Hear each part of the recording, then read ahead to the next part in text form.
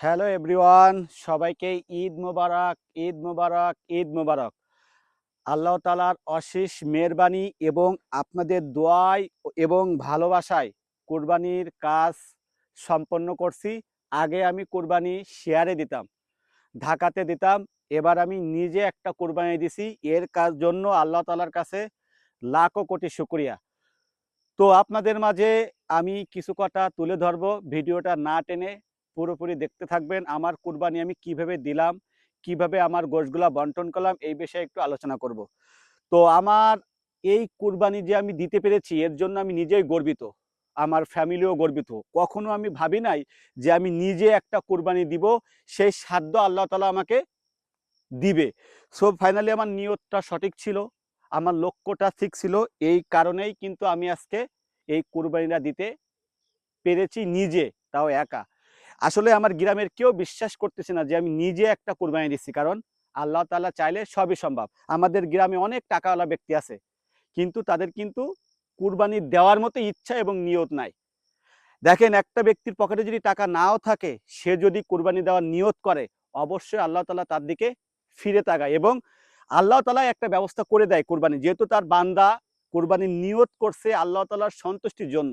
এই কারণেই কিন্তু তার ওই নিয়তের উপরে বরকত আল্লাহ তাআলা দ্বিগুণ দ্বিগুণ বাড়িয়ে দেয়। সো আমার বাসায় যারা কুরবানিতে গরু কাটাকাটি করছে, গরুর গোশ যারা আমাকে হেল্প করছে, আমি তাদের পারিশ্রমিক হিসাবে টাকা দিয়ে দিয়েছি। অনেকে হয়তো গ্রামে আমি দেখছি বেশিরভাগই যে গরু কাটাকাটি করা লোকজনদের গোশ দিয়ে মিটিয়ে দেয়। কিন্তু আমার হিসাবটা হলো ভিন্ন। আমার কথা, যারা গরু কষাইয়ের কাজ করবে কিংবা গোশ কাটাকাটি করবে, তাদের কিন্তু গোশটাই কিন্তু ন্যায্য প্রাপ্য নয়। কারণ তারা এখানে পরিশ্রম করছে, তাদের কিন্তু হাদিসেও নেয় যে গোশ দিয়ে তাদের বিদায় করে দেওয়া। সো তাদের টাকা দিয়ে তাদের পারিশ্রমিকটা দিয়ে দেওয়া, সেই কাজটাই আমি করেছি। আর কে কেমন করছে এটা আমি জানি না, অবশ্যই আপনারা কমেন্ট করে বলবেন যে আমার এই কাজগুলা কেমন হয়েছে। আমি যাদের পারিশ্রমিক হিসেবে দিছি তারা খুবই সন্তুষ্ট এবং গরিব অসহায় মানুষের যেমন গোশ প্রাপ্য, আমি তাদেরকে সেই অনুযায়ী গোশ দিয়ে দিয়েছি, যেন তারা কোনো প্রকারের অসন্তুষ্ট আমার পরে না হয়। এবং সবাইকে আমি গরুর গোশ রান্না করে কাজের শেষে খাওয়াই খাওয়ানোর ব্যবস্থাও করছি। তারা খাওয়া দাওয়া করছে, তারা অনেক অনেক খুশি হয়েছে। কারণ আল্লাহ তাআলার জিনিস মানুষকে দিতে হবে মানুষের সন্তুষ্টির জন্য, যেন সবাই খুশি হাসি খুশি হয়ে এই কুরবানিটা ভাগাভাগি করে নেয়। এবং প্রত্যেক গরু, আচ্ছা আমি আবার বলি, দেখেন আমার এই বাসায় যারা যে কয়জন গোশ কাটাকাটি করতেছে, তারা যে কতটুকু পরিশ্রম করতেছে তাদের দিকে একবার তাকিয়ে দেখেন। এবং দেখেন, যে ব্যক্তি গোশটা কোপাচ্ছে, এই যে কতক্ষণ ধরে সে কোপাতেই আছে, এই যে একটা পারিশ্রমিক, এটা কিন্তু লাখ টাকা দিয়েও আপনি পাবেন না। সো এই যে দেখেন মানুষগুলা কি কষ্ট করে গোশগুলা সকাল ধরে না খেয়ে নামাজ পড়ে, ঈদের নামাজ শেষ করে আমার বাসায় এসে এই গরুর কাজ কাম তারা চালিয়ে যাচ্ছে। তাদের দিল থেকে এবং মন থেকে এই ভালোবাসাটা কিন্তু সব কোটি টাকা, মানে লক্ষ টাকা দিয়ে কিন্তু পাওয়া যায় না। আমি তাদেরকে পারিশ্রমিক হিসাবে তাদেরকে টাকা দিয়ে দিয়েছি এবং আমার বাসায় আমি গোশ রান্না করে তাদেরকে খাওয়ার ব্যবস্থা করে দিয়েছি। এবং বাসায় যাওয়ার সময় গরিব অসহায় মানুষের যেমন গোশ আমরা তাদের ভাগে যতটুকু আসে ততটুকুই তাদেরকে দিয়েছি, যেন কোনো প্রকারের ঘাটতি আমার উপরে না থাকে এবং তারাও সন্তুষ্ট থাকে। এবং আমার গরুর মাংস আমি ৩ ভাগে ভাগ করেছি। আমাদের গ্রামে সিস্টেমটা, এখানে গোশত ৩ ভাগে ভাগ করে ১ ভাগ মাদ্রাসায় দিয়ে দেওয়া এবং তারা বন্টন করে প্রত্যেকটা পরিবারই এখান থেকে গোশ পাবে, কেউ বাদ যাবে না। সেই প্রেক্ষিতে আমাদের গ্রামে একটা ভালো উদ্যোগ আমাদের গ্রামের মানুষ আলহামদুলিল্লাহ করতেছে, এটা আমারও খুব ভালো লাগে। সো ৩ ভাগে ভাগ করে আমি মাদ্রাসাতে ১ ভাগ দিয়ে দিয়েছি আর ২ ভাগ আমার কাছে রাখছি। এবং আমার আত্মীয় স্বজনকেও আমি গোশের লিস্ট করে তাদের বাসায় পৌঁছিয়ে দিচ্ছি অলরেডি। আর এবং আমার ভাগটা আমি রেখে দিয়েছি। তারপরেও যদি কিছু গরিব অসহায় লোক থেকে যায়, অবশ্যই আমি তাদেরকে আমার বাসায় না আসলেও আমি খোঁজ খবর নিয়ে তাদের বাসায় যেয়ে দিয়ে দেব। এবং আমার বাসায় গরুর যে কাজ কাম যে মানুষগুলা করছে, তাদের পরিশ্রমগুলো আপনারা দেখেন। এই যে দেখেন, তারা সকাল ধরে না খেয়ে আমার বাসায় কত পরিশ্রম করে এই গরুটা বানিয়ে তারা সুন্দর করে ৩ ভাগে বন্টন করে আমাদের সাহায্য করতেছে, এদের কিন্তু আসলেই আপনি শুধুমাত্র গোশ দিয়ে বিদায় করতে পারেন না। আমাদের গ্রামে কিন্তু বেশিরভাগই মানুষ কোরবানি দেয় এবং এই ব্যক্তিগুলোকে কিন্তু শুধু গোশ দিয়েই বিদায় করে দেয়। তাদের যে পারিশ্রমিকটা এটা কিন্তু দেয় না। আসলে এটা খুব কষ্টদায়ক।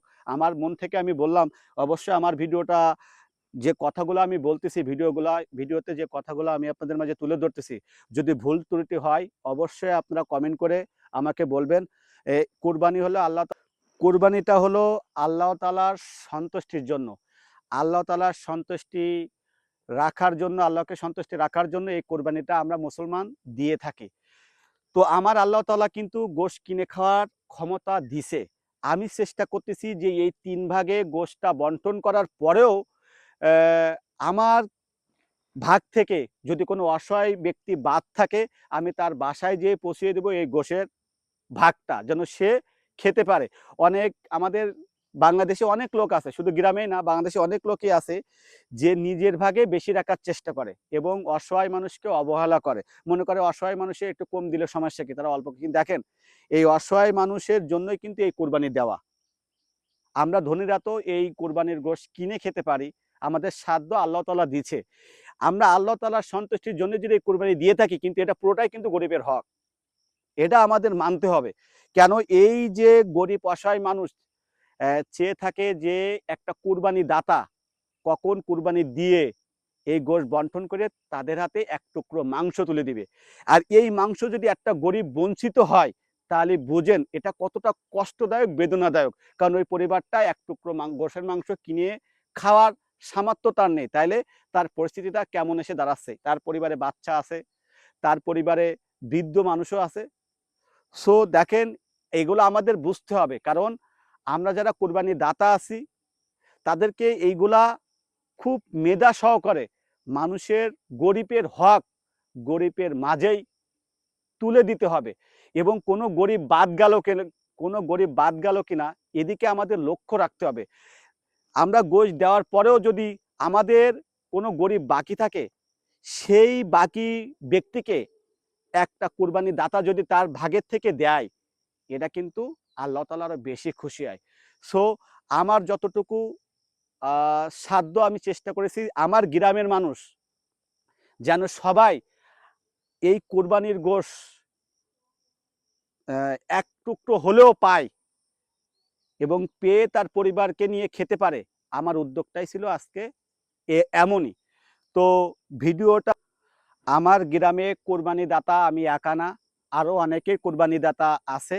তো তাদের গোশত এবং আমার গোশত এক জায়গায় করে যেন কোনো প্রকার কোনো গরিব অসহায় মানুষ বাদ না যায় এবং মধ্যবিত্ত পরিবার অনেকে বাদ পড়ে যায়, যেন কেউ বাদ না যায়, সেরকমভাবে আমরা প্যাকেটিং করেছি এবং প্রত্যেকের বাড়ি বাড়ি যেয়ে এই মাংসটা পৌঁছে দিয়ে আমার গ্রামে কোরবানি দাতা আমি একা না, আরও অনেকেই কোরবানি দাতা আছে। তাদের সাথে একত্রিত হয়ে আমরা এই গোশত এক জায়গায় বন্টন করেছি এবং প্যাকেটিং করে প্রত্যেক পরিবারে যেন কোনো পরিবার এবং অসহায় মানুষ বাদ না যায়, তার জন্য প্যাকেটিং করে আমরা এই গোশতগুলা বন্টন করে প্রত্যেকের বাসায় পৌঁছিয়ে দিয়েছি।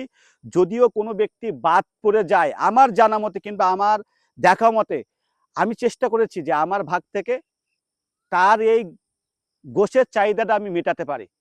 তার কারণে আমার ভাগ থেকে আমি গোশ অনেকেরই অলরেডি দিয়ে দিয়েছি এবং যদি এরপরেও যদি কেউ বাদ থাকে, আমি যদি খবর পাই, তার বাসায় যেয়ে আমি পৌঁছে দিয়ে আসবো ইনশাল্লাহ।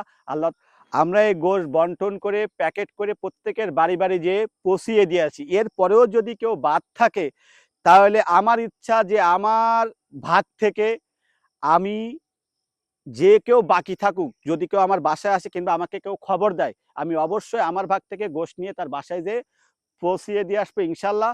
তো আসলেই কুরবানি আল্লাহ তাআলার সন্তুষ্টির জন্য। আমরা চেষ্টা করব কুরবানিটা যেন গরিব অসহায় মানুষের জন্য হয়, কোনো কুরবানি দাতার জন্য না হয়। কারণ আমাদের সামর্থ্য আছে গোশত কিনে খাওয়ার, কিন্তু দেখেন এই যে গরিব অসহায় মানুষ, এদের সাধ্য নাই, আল্লাহ তাআলা এদের সামর্থ্য দেয়ই নাই। একটা সময় আমারও সামর্থ্য ছিল না। দেখেন ভাই, আমি একটা সময় আমার ফ্যামিলি চেয়ে থাকতো মানুষের গোশের দিকে, কুরবানি দাতার দিকে, যে কখন আমার বাসায় এক টুকরো মাংস আসবে, আমরা 2 ভাই ছিলাম, 2 ভাইরে খাওয়াবে। তো এটাই বাস্তব জীবন। আজকে আমার আমার পজিশন আল্লাহ তাআলা কোথায় নিয়ে এসেছে দেখেন। আমি নিজেই একটা কুরবানি নিচ্ছি এবং ঈদের দিন সিমাই চিনির ব্যবস্থাও করছি। 25-26 জন অসহায় মানুষকেও দিচ্ছি। এই ভিডিওটা আমি আপনাদের মাঝে তুলে ধরছি। তো এরকম ভালো ভালো ভিডিও পেতে অবশ্যই আমার ফেসবুকে ফলো দিয়ে সাথে থাকবেন এবং আমার কাজই কিন্তু মানবিক কাজ করা। আমি কিভাবে অসহায় মানুষের সাহায্য করব, কিভাবে অসহায় মানুষের পাশে থেকে তাকে একটু হেল্প করব, এটাই আমার প্রশান্তি, এটাই আমার শান্তি। তো সবাই ভিডিওটা ভালো লাগলে অবশ্যই শেয়ার করবেন এবং কমেন্ট করে মন্তব্য করবেন যে আমার কথাগুলো ঠিক আছে কি বেঠিক আছে। তো সবাইকে ধন্যবাদ। আল্লাহ হাফেজ। ঈদ মোবারক, ঈদ মোবারক।